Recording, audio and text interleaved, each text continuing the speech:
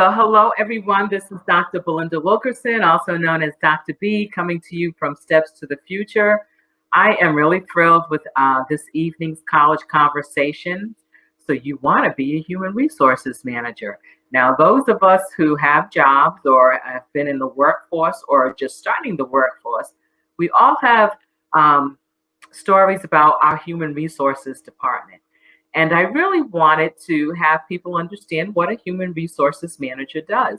So I was able to invite my neighbor actually to come and have a conversation with us about what it is to be a human resources manager, what her education was, her pathway to get there, her educational pathway, her career pathway. Because sometimes, students think that, we just pop up one day and we have these jobs. There's a path to getting to where we are. So I am really thrilled to have our guest with us today. And I'd like to introduce Teresa Summers Walker, who is with us today. She is a human resources manager. And Teresa, welcome. Well, thank you. I'm delighted to be here. I appreciate the opportunity. Oh, thank you so much. So Teresa, tell us a little bit about, so before you became a human resources manager, tell us a little bit about your thinking or your interest that from high school on up, because like I said, what we do today as work usually starts somewhere way before we go to college. So tell us your story. Okay. All right. Take a deep breath. For me, in high school, and I would say, I guess my environment and those type of things, for me, my environment, being able to actually just graduate from high school was like an historic event in my arena, in my environment. And so where I always knew I would finish high school, in my mind and thinking, okay, I'll graduate from high school. I have a high school diploma, and I'll get a job as a secretary. Because, in my mind and what I saw, secretary, there's nothing wrong with secretaries, but I was like, okay, that'll be a good job for me. So it wasn't until high school, and I had a counselor that at the beginning of my high school year referred me or recommended me to attend Upward Bound. And Upward Bound just opened up a whole world for me that I ordinarily would not have had an opportunity to be engaged in or to see that type of thing. So as far as Upward Bound, there it gave me the exposure in high school.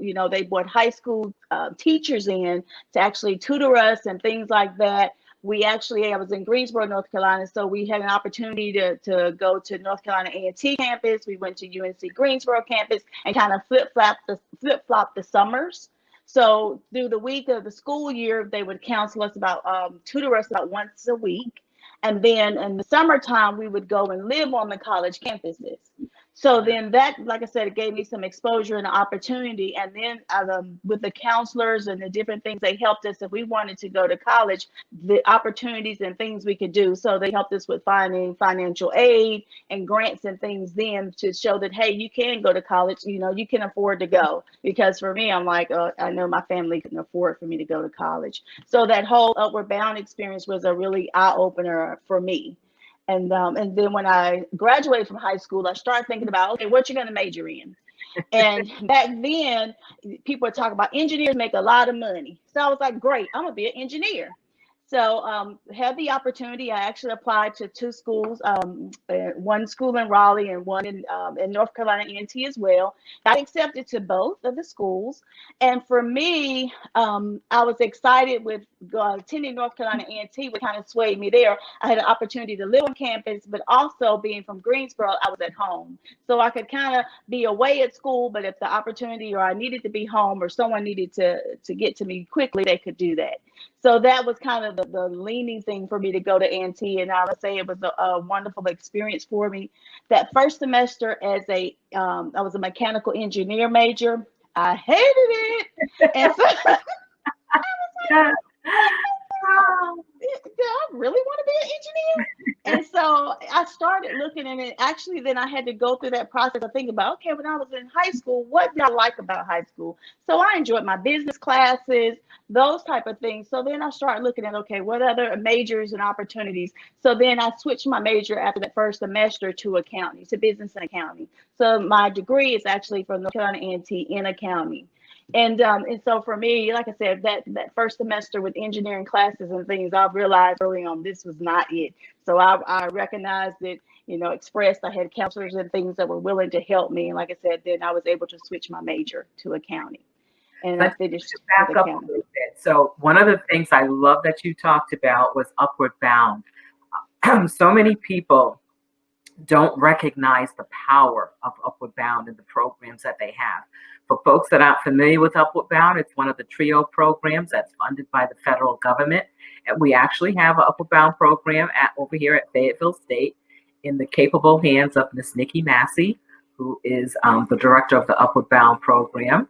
Uh, it's a wonderful program. I was actually an Upward Bound counselor at Rhode Island College in I think it was, what year was I? I was already in college. Yeah, I was in college. Maybe it was after my first year of college, the summer in between my first and second year. So I had the opportunity to be an Upward Bound counselor. So I certainly understand the benefits of attending Upward Bound. And just listening to your story, having somebody guide you through that process is amazing because, it sounds like, like me, that you were a first generation college student. And that's a whole different world. If that's a conversation that's not taking place in your home, it's really great that you have a program like Upward Bound to help guide you through that. So talk a little bit about, so you said, you originally wanted to be a mechanical engineer and you realized that was not the major for you. So what was it about the mechanical engineer that you said, okay, this isn't working? It was just I remember a cobalt class, and it was programming, and I was in that class, and it was all like Greek foreign. I just couldn't grasp the concept. I would get through, and I think I made like a C in that class. I'm like, how in the world did I get a C? But it did nothing clicked about, the cobalt was like one of the first classes that I took in mechanical engineering, and nothing clicked for me, excuse me, in there and I realized I was like, okay, I got to get out of this. And so I cut my losses early, so to speak, and got into accounting. And that was something, like I said, in high school, when I started to evaluate myself and look at what I enjoyed about high school and my classes, it was the business and the accounting classes and those type of things. So then I switched to accounting, and I had, business and all those type of classes. And it made sense to me, and I enjoyed it. Okay, that's good. So see, folks, it's important for students to understand. I know some of my seniors now are really kind of stressing because they feel like they have to have the right major. Got to make sure that I'm taking the right thing because this is what I'm going to do for the rest of my life. Most of us, when we're going into college as a traditional student, we're, 17 or 18 years old. How do you know what you want to do for the rest of your life? But I love what you did, Teresa. You sat back, you took the time to think about what was it in high school that worked for me? What was I interested in? And then you took that interest and you turned it into a major. So that's fantastic. So how do you go from accounting? Because I'm always like, okay, so how do you get to be a human resources manager? So you were in accounting. So tell me a little bit about how you ended up in that particular field with your accounting degree. Okay. And for me, so I got my accounting degree and graduated from accounting.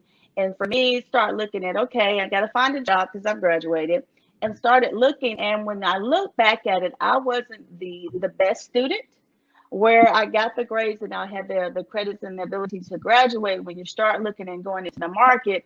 So because I wasn't the best student, I didn't easily find jobs in accounting. So for me, then I had to take another step back and was like, okay, what am I going to do? So I applied for positions, and I was afforded the opportunity and was hired as a customer service in the billing department for a major corporation in Greensboro. And I received that job, accepted the job. And I remember thinking, okay, if I get into this organization, I'm going to get me an accounting job.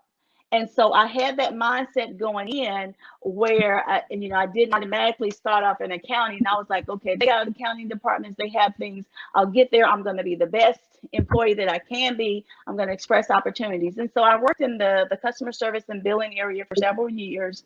And then I went into internal audit.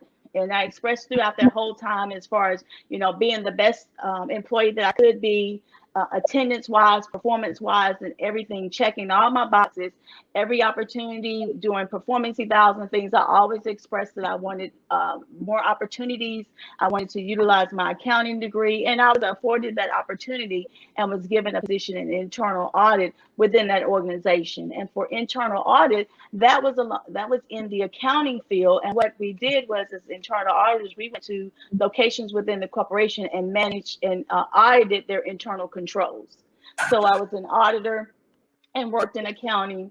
And that was kind of a stepping stone within that organization, where when we went in there as an internal auditor, most career paths were you were internal auditor for about 4 or 5 years, and then you look into going into finance, administration, those type of opportunities. And so for me, again, I self-evaluated and was like, okay, what do I like about internal audit? And what I enjoyed about internal audit was to actually going to locations where, as an internal auditor, people don't want to see you coming, because I was coming into the organization to find all the things that you did wrong. When you was working your hardest, the 1 or 2 times that you circumvented the system, I'm looking for that. And so I enjoyed actually going into those locations where people always didn't want to see you coming, but talking with them, building rapport, getting the information for them so that I could do my job. And so when I started to look at, okay, what do I want to do in my next career out of internal audit, I was like, sitting at a desk all day crunching numbers, where I could do it. I had one manager tell me, you have too much personality to be an auditor. And so then that's when I started second guessing, like, okay, am I going to be a internal auditor, bean counter, some people call it sometimes, as far as doing that, and where I could. But then when you look at having something that's fulfilling and that you're enjoying with your job, I started to look at what I liked about the audit part, which was the analytical piece. So that was still that accounting and being able to look at things and analyze, the variances or the discrepancies, and then going back and digging, okay, well, why was this like this? Why was that? And tracing things back. So I still enjoy that side of it. But then when I start looking at other opportunities into human resources, was one of those things where most people don't want to see human resources. We're kind of like getting sent to the principal's office in school. So when you have to go see human resources, it's like, oh God, what did I do? So I started to look at that, and the company I was with, they had a great human resource manager trainee program. And so I got into that trainee program, because a lot of times people just don't hire human resource managers without experience. So then you have to look at, if you want to be a human resource manager, how do you get that experience? How do you get so that then, you can move throughout your career. So that trainee program gave me an opportunity to work as a trainee. And then from there, I kind of progressed in human resources to human resources manager, and throughout the course. And that's how I became a human resource manager. Okay, so for folks that are just joining in, we're with Theresa Walker, who is a human resources manager, and she has shared with us her story of from high school to college to finally becoming a human resources manager. One of the things I really love that you said, Theresa, was at certain points in your career, you stopped and you reflected on where you were and where you wanted to go. I think our young folks today don't understand the value of stopping and reflecting on where you are, what skills do I have, and how can I use these skills in another forum, and what do I need to do to get there? One of the things that you mentioned was taking advantage of all of the additional training that was available to you, making sure that the folks in the workplace knew that you were interested in that extra training. So students that are out there, and young adults, or anyone that is going back to work or in a career transition, that is some great advice. And if you have any questions or comments, please make sure you put them in the comment section. So Theresa, when I was looking at your LinkedIn profile, I noticed you have some additional certificates, additional certifications. Tell us a little bit about those. Okay. In human resources, I actually have what they call a PHR certification, which is a professional in human resources. And that was through HRCI. I always get my acronyms turned around. But with that one, it's actually, it shows that you are you demonstrate the mastery in human resources from a technical standpoint and operational standpoint. So like when individuals are looking for human resources individuals, that certification shows that I've gone through, passed, it was actually an exam, like a 4-hour exam that I had to go through, about 200 questions where it goes through and actually shows that you've actually mastered and a professional in the human resource arena. So I have that. I've had that for several years now. Just recently this year, when I was going through a transition, I actually got another certification through SHRM, the Society of Human Resource Management, and they have another certification that's very similar to the PHR certification, and it's a senior certified professional in human resources. And so I recently just obtained that one in July of this year. I am also a DDI certified facilitator, where as far as training, doing training modules and different opportunities as far as training groups of individuals and being a facilitator to actually train different, present different training topics and things of that nature as well. Okay, thank you for sharing that. So again, that's important for folks out there to realize that your education doesn't stop at your college degree.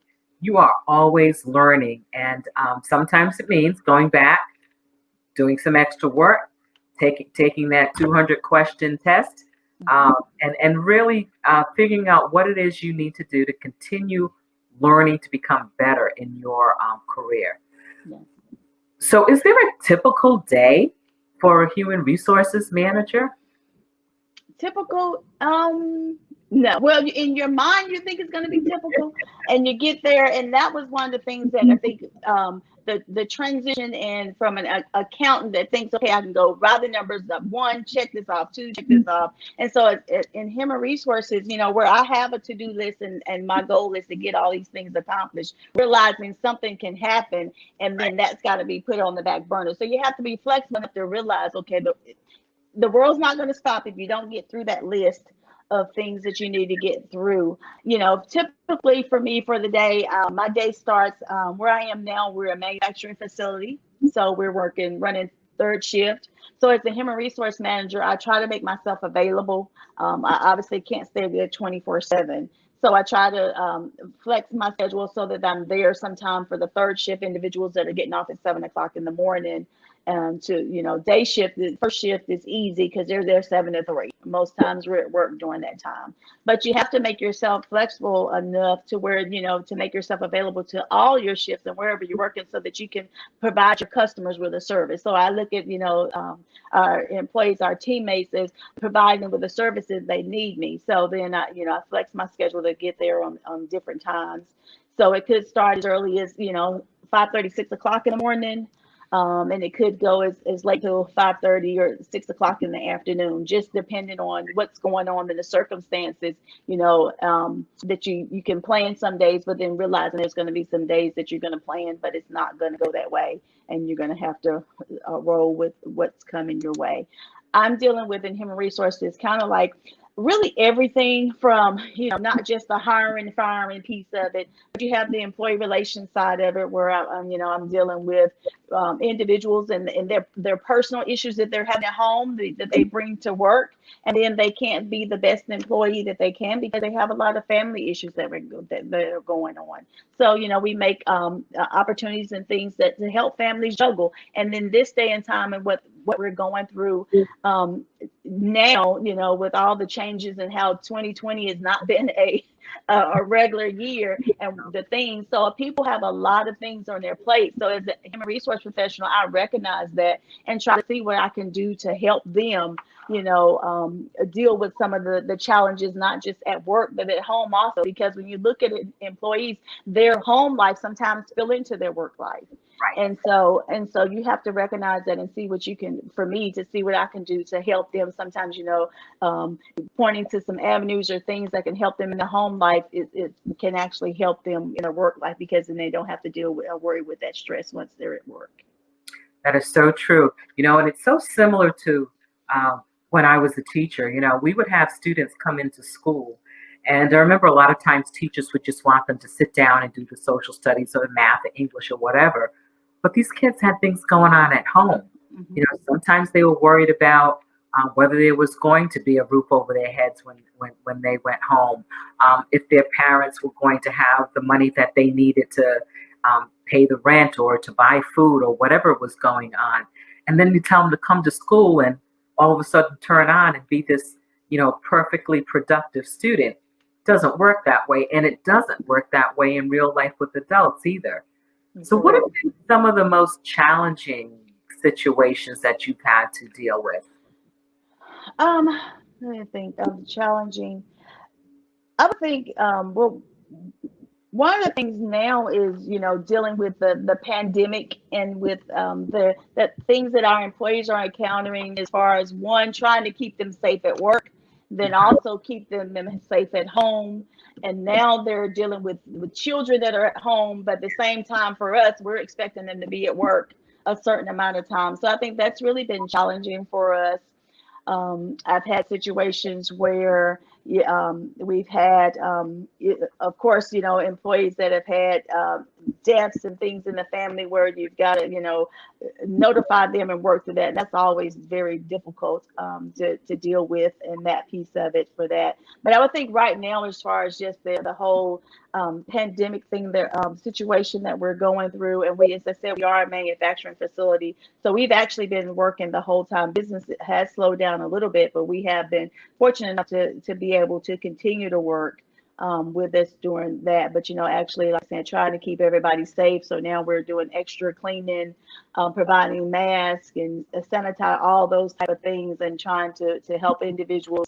A lot of times, depending on how their thought process, we've got a set of rules at work that they got to follow, even if they choose not to follow it outside of work. So trying to balance that and getting them to understand, okay, your personal life is your personal life, but in here we need you to be safe yourself, and then also protect your teammates. And so we everybody, we've got to abide by the rules. So that's been, like I said, a challenge in getting everybody to recognize that and going through that process. So, what advice would you give a young person who was thinking about going into this field? For me, as far as for a young person, one, as I mentioned before, look at, just don't look at the picture. Okay, I want to get hired as a human resource manager, because most times when you start looking at those job descriptions, they're going to ask for, several years of experience. So look at, break it down into smaller areas, maybe payroll, or what's it, payroll coordinator, or just other areas within human resources to get your, as I talked about earlier, get your foot in the door, give you some opportunities, and then build on that, rather than thinking, because it's a lot of times it's very rare that if you come out with a human resources degree that they're just going to hire you as a human resources manager. You might get an opportunity as an assistant or a trainee, as I did earlier, to get into human resources with that piece of it. So just, look at the whole picture, and don't be discouraged if you're not able to obtain that human resources manager out of the gate. Just look at then opportunities. Okay, I'm going to get through that door, but it's just a matter of how I'm going to get there, and the different avenues and the different turns. And so you just have to be open-minded and realize, there's different ways that you can accomplish the same goal, but sometimes you got to take a different path. And so just to recognize that, and then break it down into human resources, because there's a lot of opportunities within human resources, benefits, as I talked about, employee relations, recruitment. So there's a lot of different areas that fall into human resources that you can get into. If you're in college, look at internships, those type of things. And those were, I didn't talk about that early, because that's not something that I was involved in. As I said, I wasn't the best student. And so, the internship was, I didn't get opportunities or whatever there. But as a young student now, look at those opportunities, because companies are looking for well-rounded individuals, looking for those internship opportunities to where you're getting exposure into that company. They can see you, then looking, they'll be more apt to actually give you an opportunity. Right. Thank you so much for that. That was great advice, because what we're seeing now is that how important internships are. You know, with being in COVID times, it's a little challenging for students to be able to do internships. But again, it gives you that experience, Mhm. so that, as you said, when you start getting out in that work world and you want to apply for a position, at least you're coming to it with some type of experience. Mhm.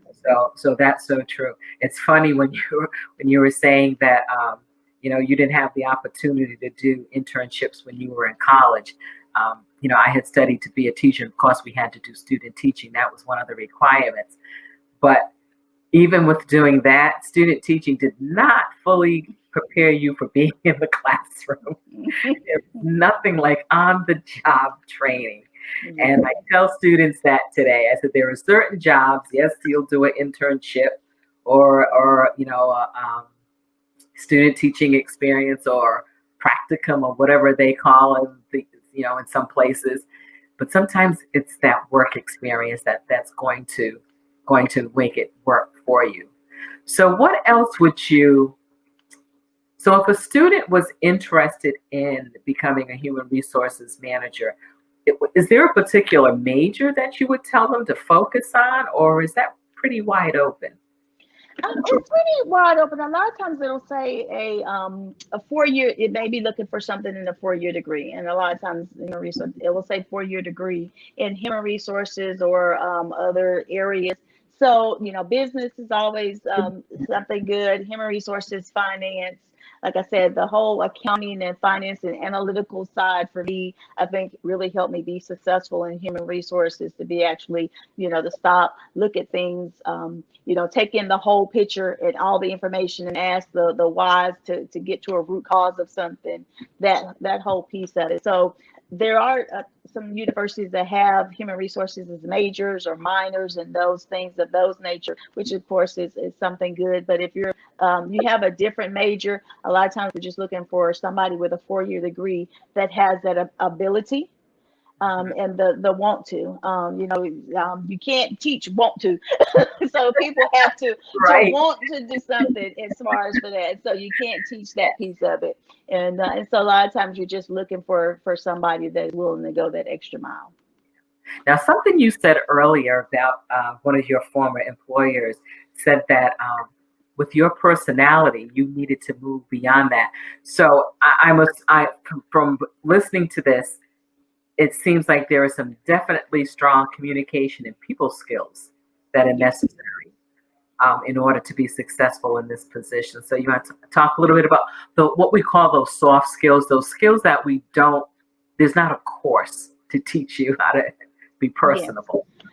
Yes, and I would think it's that whole the ability to empathize, and to reason with people, to actually recognize what people are, like I said earlier, going through, and to kind of put yourself and try to understand what they're going through. And oftentimes that we don't realize that it's individuals. And that was one of the things I think for me going into the accounting piece, to actually, like I said, to get into organizations and places where people weren't just openly friendly to talk to me about things, to actually go in there and be able to build that rapport with them, to talk with them, to get them to understand, okay, hey, we're in this, I have a job to do, those type of things. So I think analytical skills, ability to reason, and those type of things, and are very much needed in the career.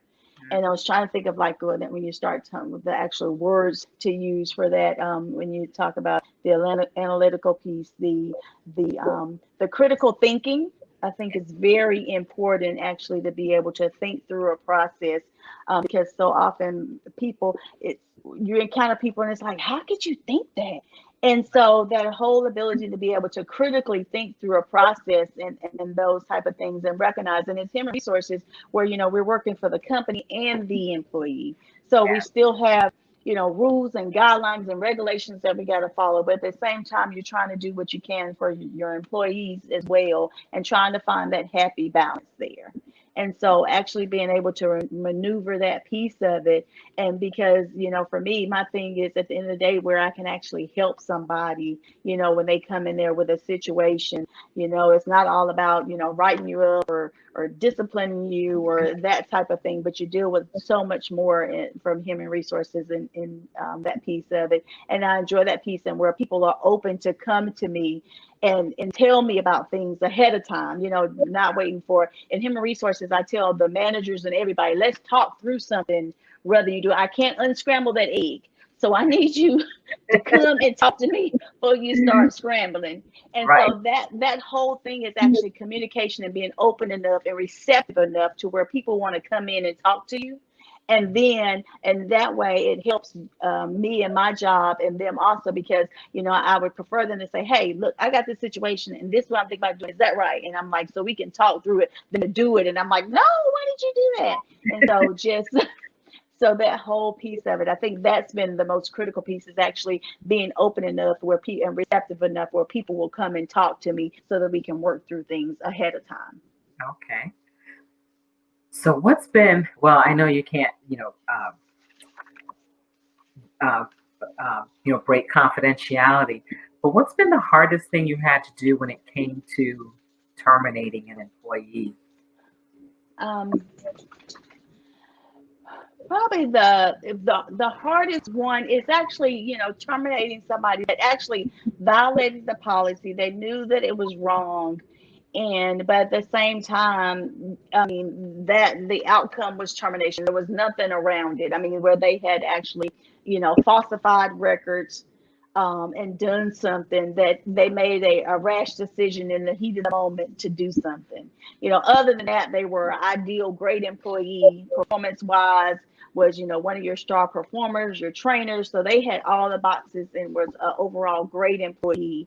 But when you get into certain things, it's like you can't deviate, or I can't let them get away with that as far as that situation. So that was really hard, because you have an individual that like I said, was a star performer, and it was like, you falsified information, and so they understood, but at the same time, that was probably one of my harder ones, and they had just needed a job and an opportunity and had to falsify some documents to get hired. And the way we found it is because somebody was mad at somebody and something and told it. Oh my goodness. And yeah, and so it was so disheartening. But then that individual actually later on, actually, was a high school diploma, went back to school, because as I'm terminating them, I'm like, hey, but you can go back, you can get your high school diploma, you can do this, and that individual actually kept in touch with me and actually went back and got their high school diploma. That's So it. so that piece of it. But like I said, at the same time, it tugs at your heartstrings. But you have guidelines that you have to follow, and so that one was probably one of the tougher ones that stood out to me. Okay. This sounds like a job that has a lot of natural stress to it. So what do you do for self-care? How do you take care of yourself? Um, as far as I'm gonna say what came to my Or, mind, but I think as far as for me, I don't take anything personal. You try to to leave it at work, so to speak. Being in him resource manager, though, I am on call 24/7. So I've had opportunities where I'm getting calls at 2 or 3 o'clock in the morning, talking about, Miss Teresa, I just messed up, and I'm like, okay, walking through that piece. But there, I try to relax when I can, when I'm, take time off for myself. I try not to just engross myself in work all the time. At one time, because you can't do everything at once. Sometimes you just got to realize, okay, that can keep till tomorrow. And sometimes I think that is one of the biggest things, is that to recognize that I can't stay there and get it all done today, because if I get all that done, I'm just going to have that much more to do tomorrow. So you just have to recognize that part of it, and just work, at a steady pace. I get things done, but realizing I can't get it all done at once. And if I don't get something done, it will keep to tomorrow. And that was, I think, is one of the biggest things that has helped, because then when you start stressing and you're dreaming about it, because it's like, oh, I didn't, number 10, I didn't get the 10. And then you come and you're still sleeping about number 10 item that you didn't get. So you just have to realize that, like, okay, let me just leave that. Leave that list. It's going to be there tomorrow, and I'll start and go back and, continue where I left off. And that I think has really helped me now, as far as appreciating and recognizing, and just take one day at a time and do what I can during the day and take it to the next day. Okay, thank you for that. For those just joining in, we're with Theresa Walker, who is a human resources manager, and she has shared her story of her education from high school through college and into the workforce. I love what you said about not taking it home with you. Um, that is some of the best advice. I'm struggling with that a little bit because I'm working from home. So it's like, okay, do I just go to another room, Yeah. and do that? Actually, today I went and sat out on the front stairs on in the rocking chair, which I said I can count on one hand the number of times that I have done that. And it just felt so good. I just took a book and just said, okay, I'm just going to sit out here for about a half an hour because I had been working since probably about 9 this morning. And I just said, I just need to take a brain break. So I love what you said about not taking it home and not taking, because with the work you do, not taking it personal, Mhm. not taking it personal. That is so important. Mhm. So if anyone out there has any questions or comments they'd like to make to Teresa, please put them in the comment box so that we can share it out with everyone. So one of the things I always like to do is because I love books, and for me, that's my stress relief is to read. But now I'm getting a little nervous because I've got a pile of books like this that I have to read. So I'm like, whoa, okay, can't buy any more, can't get any more from the library until I read what I have. But one of the books that I just wanted to share with you today, and it's all about work. So this is called Designing Your Work Life: How to Thrive and Change and Find Happiness at Work. And it's by Bill Burnett and Dave Evans, who actually teach a class at Stanford on designing your life. And when they wrote the first book, Designing Your Life, they then had the opportunity to take that same concept and put it into the work environment. So again, Designing Your Work Life. So this is a great book. You can get it from your public library through curbside pickup. So definitely be thinking about that. So Teresa, what last words would you like to say for either folks that are looking for work now in this time of pandemic? Because it has to be pretty tough trying to find work during this time. Yes. I would just tell individuals, don't give up, don't get discouraged. As far as looking for opportunities. If it is in human resources or another field, whatever you set your goal, whatever your goal is, come up with your plan and try not to get discouraged. There's going to be times where you're going to feel like, this is it, I can't do it, or and want to give up. But just take a deep breath, regroup, and just stay the course. If it's that you're seeking employment and you're looking out there, just keep putting those updating your resume, posting resumes, looking for jobs. Their job market is slow now because of the pandemic, but just don't give up. Just continue to stay the course and to press. And like I said, the important part is never give up. Don't defeat yourself in your mind to think that, oh, I can't get there because, and if you continue, if you're getting those, that's okay. Eventually somebody's going to say yes. Stay positive, stay the course, and just express to them what you have to offer. So just make sure that when you get that opportunity that you let them know. Let yourself shine and tell them what you can bring to the table. Right. And I would think at this time, even though we can't be out and about as much as we were previously, that networking is important. Like this is the time to pull in your network and really start reaching out to folks that may be able to introduce you to somebody who knows somebody who knows somebody. That seems to be. Exactly, and I would definitely agree with that. And you start looking at your college individuals and things that you went to, people that you went to college with, looking where they are, what jobs or positions or things that they hold, to make those connections and let people know. It's okay to let people know, hey, I'm in the job market, I'm looking for opportunities. If you hear about something, so it's to reach out to those individuals. And then there's a lot of different organizations and things. A lot of times they're holding virtual and Zoom type of meetings and calls right now. But it's different than what we're used to. But still, it gets you out there and out there, and people can know your name and know that you're in the market. Yeah. So one of the other things, it's just something you said just made that come back in my head. Professional associations. I know you had mentioned one of the acronyms, but are there professional associations for human resource managers to belong to, so that, you know, maybe you could get some extra mentoring through one of these organizations? Yes, it is. We have here locally in Fayetteville, we have the Fayetteville Charm organization, where it's the Society of Human Resources, but we have a Fayetteville chapter, and so we meet once a month. Also, for your college, like for me, I belong to the local Fayetteville chapter of North Carolina A&T. We have an alumni chapter here in the Fayetteville area. So looking at opportunities of that nature is also good. At one time, Toastmasters, as far as helping individuals meet people within different organizations and talking and meeting, those type of things, that's kind of slacked off or died off a little bit with the pandemic or whatever. But Toastmasters is a good organization as well. Okay, so folks, get out there, do your networking, figure out how to do it.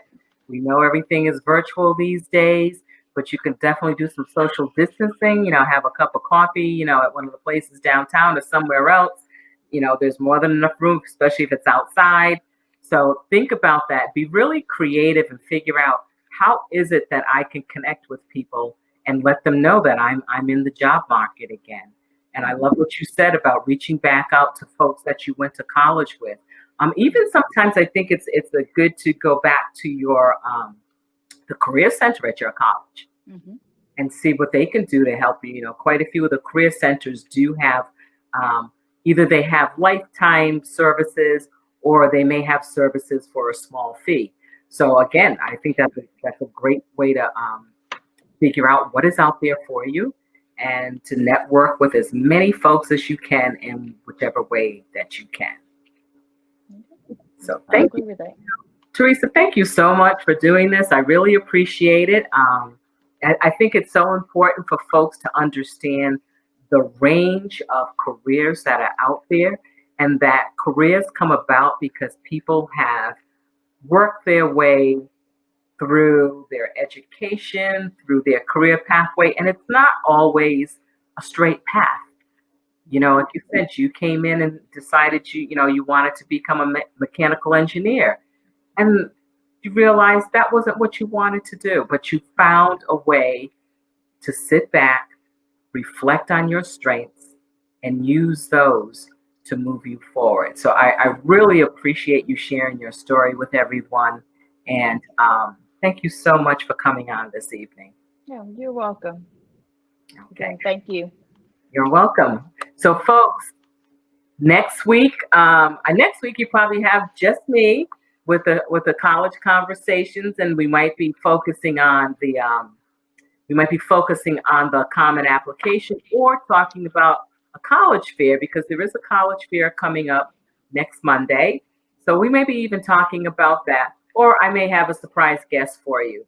So everyone, thank you so much for tuning in. Make sure you like this broadcast when you watch it on the replay. Make sure you share it with people, because it's so important for our students, and our students of all ages, to learn about different careers that are out there, and to be able to connect with folks that are in those careers. So this is Dr. B from Steps to the Future. Thank you so much, everyone, and I'll see you next Monday. Thank you. Bye.